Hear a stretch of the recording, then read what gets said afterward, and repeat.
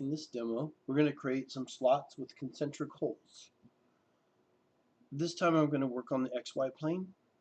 Change this up a bit. So we'll select the sketch tab after I select the little icon that represents the XY plane.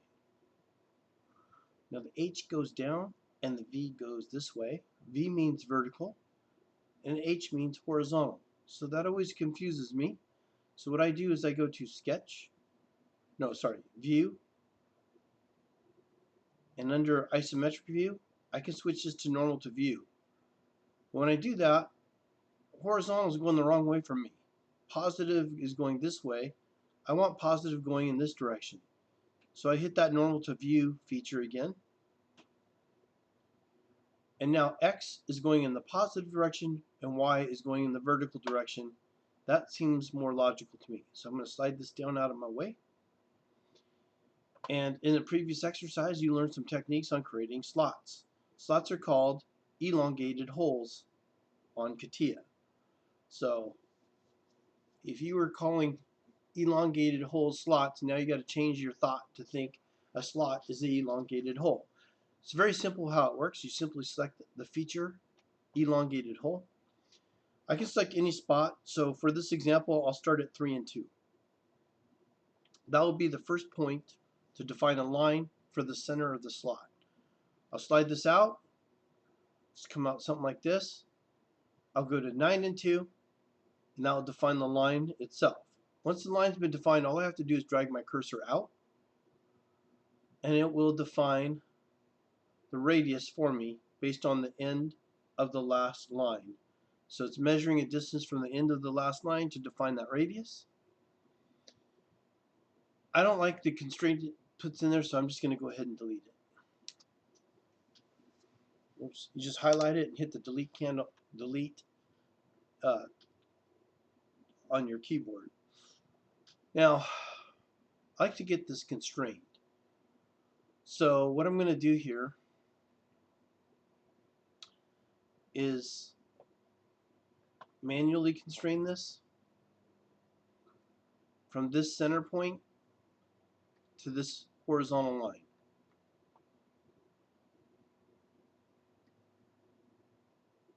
I'm going to select enter to accept that measurement.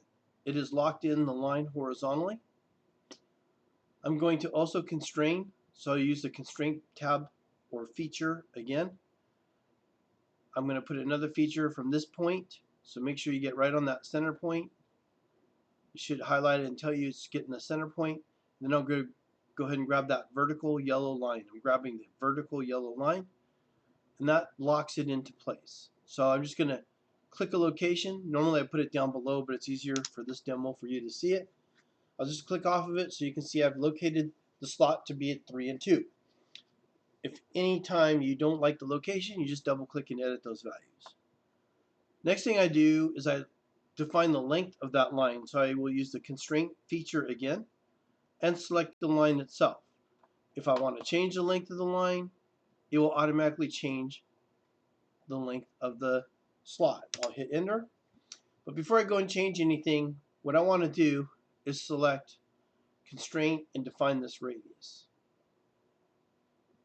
That radius is currently 1 inch. I'll hit enter. Okay. Now, I'm going to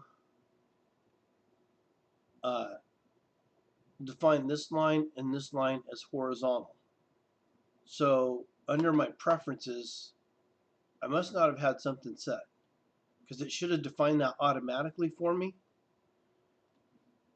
And this geometrical constraints was turned on, which means when I use that, I'm turning on a smart pick and it's supposed to define horizontal, verticals, tangencies, perpendicular automatically for me. It did not do it.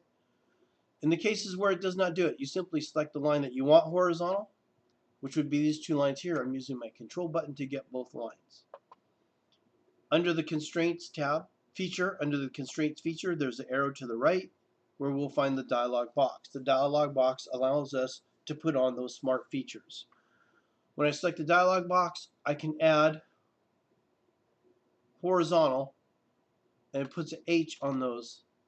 So now these lines are forced to be horizontal. Because those lines are horizontal, it'll become fully constrained. Now you might wonder, well, why didn't it do that in the first place, or why would I not want that? Well, you might want a key slot, so I'll hit undo. Possibly you could have wanted a radius on this end. Oops. So I'm going to use a regular constraint, and I'll put on this constraint here and click a position and hit enter. And you might think that seems redundant because I already have 1 inch over there, but this allows me to control this radius to be different sizes, so I can go 0.5 on one end and be bigger on another end.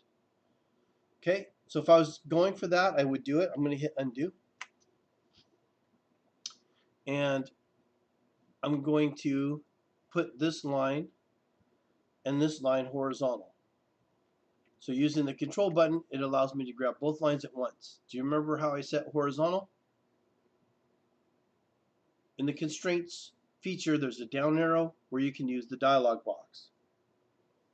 In the dialog box, I set this to horizontal and I select OK.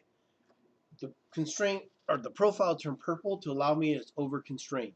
It's over constrained because if these lines are going to be horizontal and this radius here is going to be 1 inch, there's no way that this radius could be a different value, hold tangency on these ends, and still be horizontal. And that's why it's telling us it's over constrained. So I'll select this and hit delete. Sorry, just click on it and hit the delete on the keyboard. When I go to the analysis, I have a closed profile that is fully constrained. Because the profile is constrained, I know I can create my solid. I will go ahead and go to the standard tab and use the exit application feature. And there's my slot. I can go to model and select the pad feature. I used pocket last, so it stays in pocket. I'm going to actually switch it back to pad. Oh no, I built this without defining the part object, part body. Select OK. If you do it this way, I'm going to make you redo it. All right, so make sure before you build your profiles and your sketches that you are definitely starting off in the in-work object. If you didn't, you get to start all over. I call it free practice. All right, I will continue to work on this to show you it will work, but at some point it's going to cause you a problem down the road, and the only way to fix it is to delete it all and recreate it. And the problem is that you've got 2 sketches in 2 locations, and Catia doesn't like it. That's why it came up with the warning. Again, if you didn't catch the warning, when I had the sketch highlighted, it's in the geometrical set, which it doesn't belong in there, it belongs in the part body. I select the pad feature, and let's go with a 1/2 inch pad. It didn't come up with the warning because it had already warned me before that this is no good. So it's telling you, hey, this is not good practice to have a sketch get duplicated in the geometrical set and the part body. So make sure you do it right, otherwise I'll mark you off. But I'm going to continue on and show you it does work to a point. I'm going to go ahead and hit whole, which I wish it wouldn't work anymore, but it does. And then sometimes it'll let you work, and then all of a sudden it'll stop working, and it's because of this problem here with the sketches. So I wish it wouldn't even let us go on. It knew I was wrong, so I don't know why it doesn't stop us. Anyways, if I select this edge of that circle, I gotta try and move it around to get the edge. You see how it says edge? And then pick this face well, let's say I pick it right here. It looks like it lands where I clicked, but it doesn't. It finds the concentricity of this arc and uses the same center point to create the hole. Concentricity means it shares the same axis. It says the same center point. So both the hole I create and the arc on the outside of the slot are at the same center point. The diameter will be half. Let's go 3/4 of an inch. I'll do 3/4 and hit tab. That's 3/4 of an inch. And the depth, I will change from blind to up to last, which means it will go all the way through. When I select OK, this slot is going, or this hole is going all the way through. All right, let's do that again. Under the hole feature, actually, you can pause the video and try it for yourself. And then if it didn't work, come back. You'll see how to do it in this video. All right. even if you got it to work, let's go ahead and watch. I'm going to do some more lessons on this. So I'm going to select this edge, and I'm going to select somewhere on this face. Even if I pick way over here, you notice it finds the actual center, the concentricity of that arc. It has the same size and same parameters. If I said blind and I use the same depth of half, isn't it the exact same results? It sure looks like the exact same results. What if I modify this part to be thicker? If I double click pad number 2, remember to modify anything on Catia, you simply double click it, and I'll change this length to go 3/4 of an inch deep. When I look at this hole right here, you'll see that the hole goes all the way through. But when I did this hole up here, this hole no longer goes all the way through. Do you know why? If I double click hole number 2, oops, let me try again. Double click hole number 2.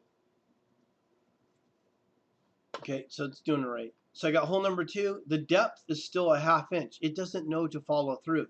That's why if you use up to last and select OK, it will go all the way through no matter what you do to the first pad. So again, if I modify pad number 2 to be 1 inch deep, notice that the holes go all the way through this part. I'm going to modify pad number 2 again, and I'll change it to a 1/2 inch. So the holes are always going to stay to the same limits of whatever the pad is. And the reason being is because I said up to last. So this is the feature here, up to last, that gets it to go all the way through the holes, or the part. Alright, I'll do one final thing here. We will select this face and go to a sketch. I'm in sketch number 4, and I'm going to go to the sketch tab and use the elongated hole feature. I'm going to start right about here, come over to about here, and I'll go down just 1/4.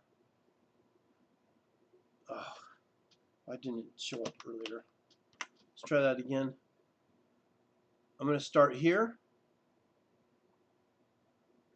come over to about here, come up to about, let's go down. I'll just do a 1/2 inch radius. So I'll click this. Okay. I'm going to select that offset and hit delete because I don't like how it constrains that. I'm going to constrain this manually. I always want this line, that center line, to be parallel to this axis. So when I create that dimension to that center line, it's locating that slot to be parallel to that axis at all times. And I'll hit enter. I'm going to highlight this profile, including the axis, and we're going to use auto constrain and select OK.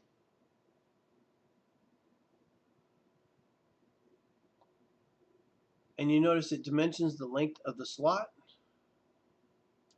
and the location of the slot.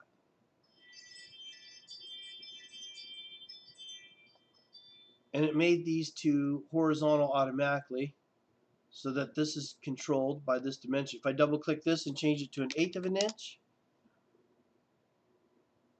okay, or if I double click it again and change it back to 1/4 of an inch, I have that slot. I know I'm ready to make a solid with it because under the analysis I have a closed profile. This is the closed profile I just built, which is in sketch number 4 in the specification tree. I select the analysis. I know it's fully constrained. I can go to the standard tab and exit out of the application. In this case, I'm going to use the pocket feature. And under pocket, it defaulted to the last length. I say OK. And that slot goes all the way through it. I'm going to do one last thing. I'm going to go double click the pocket and instead of going all the way through it, I'm going to key in 1/4 inch so it only goes 1/4 inch deep. Alright, so that's your lesson on how to create concentric holes and working with slots, pads, and pockets.